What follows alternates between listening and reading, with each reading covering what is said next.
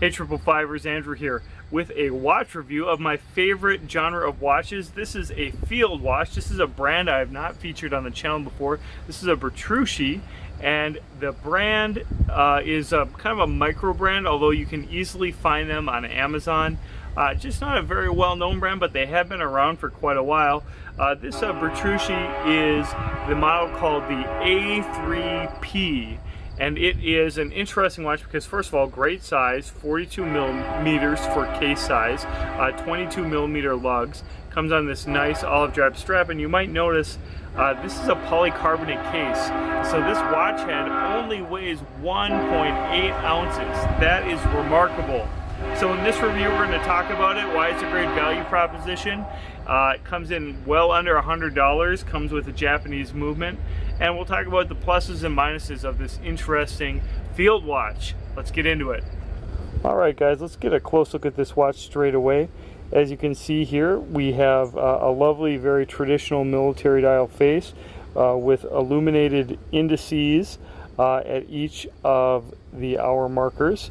We have smaller sword hands, as well as basic branding. Super luminous just indicates that these triangles as well as the hands are illuminated, and yeah, they do work pretty well at night. I wouldn't say that they're quite as great as a Seiko, but definitely comparable to say your average field watch coming from more mainstream manufacturers such as Hamilton. And overall, I do like the typography and layout of this very traditional dial, black dial. It is a matte dial underneath this mineral crystal. And you'll notice that the case itself, the polycarbonate case, which we'll talk about in a little bit, is actually raised around the crystal. And this is critical with the mineral crystal, which of course is going to be more prone to chipping and shattering. And so having that extra little bit of protection around the case is a really smart touch for this style. All of the sort of cost-cutting measures on this case seem to have taken additional precautionary measures as well. So for example, you have this crown here, which I believe is titanium. I could be wrong about that, but Bertucci does make a variety of titanium crowns and titanium cases. It's nicely shielded here at the 4 o'clock position, and that is also something that is a smart extra protection in addition to this very overall robust and thickly built case. Here on the back of the watch, you can see that you do not have a polymer case back, but you have just fixed lugs that allow for this really, in my opinion, very handsome and well constructed strap here. You see just nice stitching, nice finishing of the edges. It's a thicker strap.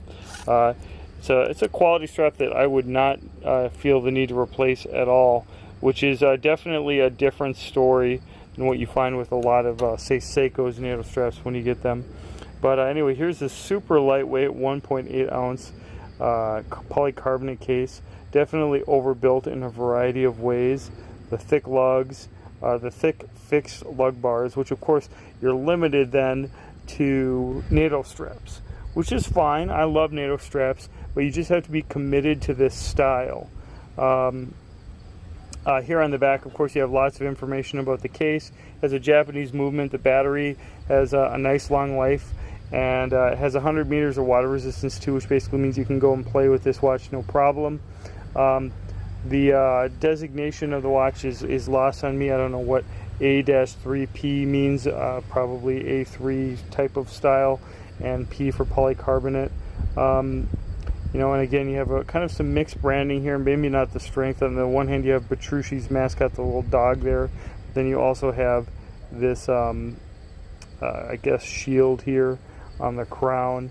Overall, though, I have to say that this watch is a style that I like. You guys know I love field watches, and they don't really take any risks with this style. In fact, it's very vintage, even in the choice of, say, the narrow and smaller hour and minute hands. These are hands that in maybe some more aggressive versions of the field watches that you're seeing out there, they're going to be a little bit wider, a little bit longer. This is a very conservative take, like what you would have found on a lot of issued field watches from, like, say, the 1970s. So possibly a ding if you like the larger hands and prefer a more modern style. field watch arrangement and design, but definitely traditional. And with the very kind of modernized, but honestly very old approach of case making for field watches, of having a plastic case, call it poly-carbonate, call it polyresin. It's a plastic case basically, and a nice textured, not cheap feeling case at all. The goal clearly here was just to modernize the size of the field watch, and not necessarily modernize any other aspects of the design, while making sure that the materials that are used are going to be sturdy. So again, hiding that nice flat crystal, as well as having overbuilt lugs and nice and sturdy lug bars, so that this isn't going to break very easily. This would definitely break if you did something stupid like ran it over with your car, or maybe if it fell off your wrist. But of course, one of the big advantages of this style of strap is that it's not going to very easily come off your wrist, because even if conceivably, let's say you crash on a bicycle and one of the lugs broke, you'd be up a creek because you're not going to be able to fix these lugs, but at least you're not going to lose the watch entirely, even with one of these straps are breaking. So that is the big appeal of these old style of watches, is their fairly versatile style. I would say this is definitely more on the sporty side with the all black look, but lightweight enough to wear all day in a variety of settings, and a kind of a common enough style that it's going to easily be able to be worn, even semi-formally. Negatives, let's talk about that real quick. First of all, obviously mineral crystal, more prone to chipping. I don't like that. For the price that you can get this at $85, I would have much preferred to see a sapphire crystal. No AR coating on this, and so at some angles it really is perfect clarity, but there are plenty of cases, as you're seeing here, that when it's facing the sky or the clouds, all the stuff is getting picked up in the background, so that's disappointing. I mentioned that the branding is a little curious to me with the shield as well as the dog, as well as the naming scheme. It just wasn't obvious to me why things are named the way that they are. Also, I will be honest and say that the so-called super luminous branding on this is probably oversold.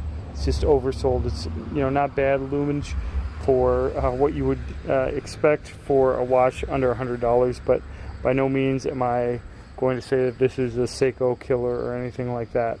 So I do overall think the design and approach to this watch is quite nice. Let's look at some other watches now. Those of you bemoaning the 42mm size just need to take a breath. It's almost all in the extra little bit of overbuilding of case.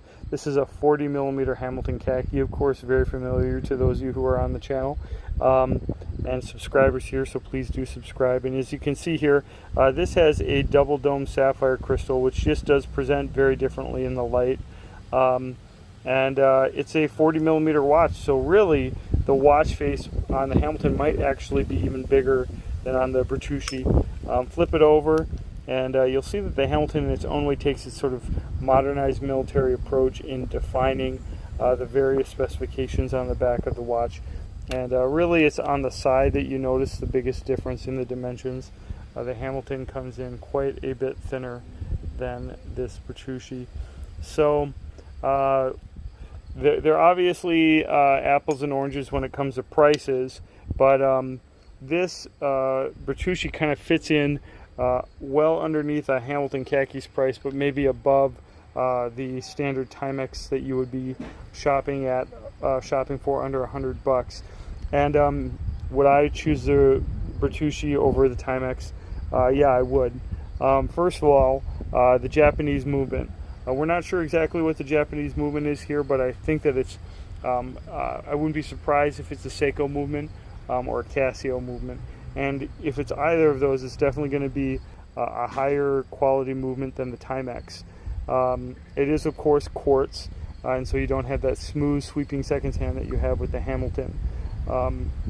Second of all, the very traditional style on the Bertucci means that you're going to Not like find that this watch is unfashionable or kind of weird looking.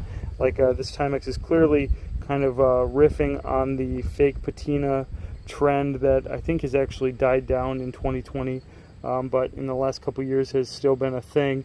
I prefer the all white indices and hands like here on my Hamilton, just because it's sort of more authentic to the what was really produced here. It's not, doesn't have fake patina.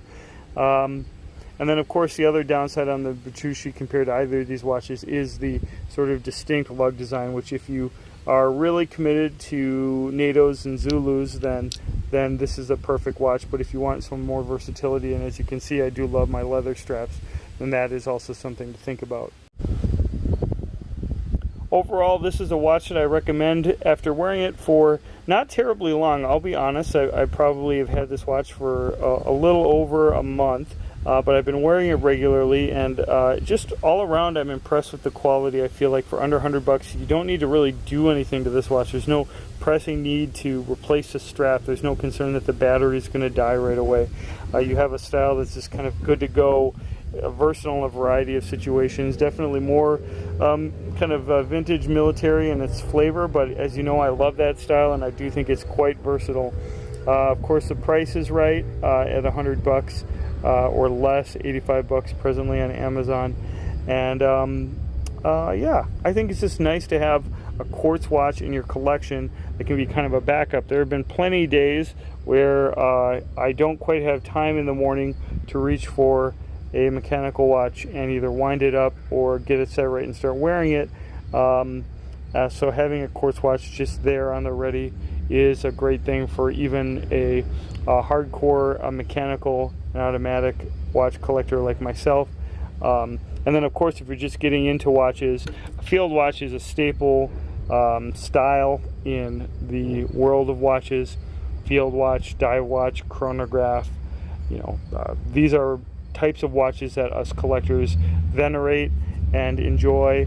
And maybe you're primarily not going to be into quartz watches, maybe you're primarily not going to be into field watches, but you still want to have a representation in your collection of this particular style. And again, this Bertucci is exactly the type of watch that would fit into that collection. Is it Bertucci? Bertucci? You tell me. Bertucci, Bertucci, Bertucci. I don't know. Here's a quick wrist shot on my 7 1/4 inch wrist, which as you can see easily fits this 42mm watch real well. Quick shout out to my brother-in-law Neil, who gifted me this watch kind of spontaneously. A really nice guy, Neil. Hope you're enjoying getting into watches. Alright folks, thanks very much for watching. If you enjoyed this video, please do leave me a thumbs up. If you're new, I'd appreciate it if you hit the subscribe button and the bell below so that you're notified when I publish new content.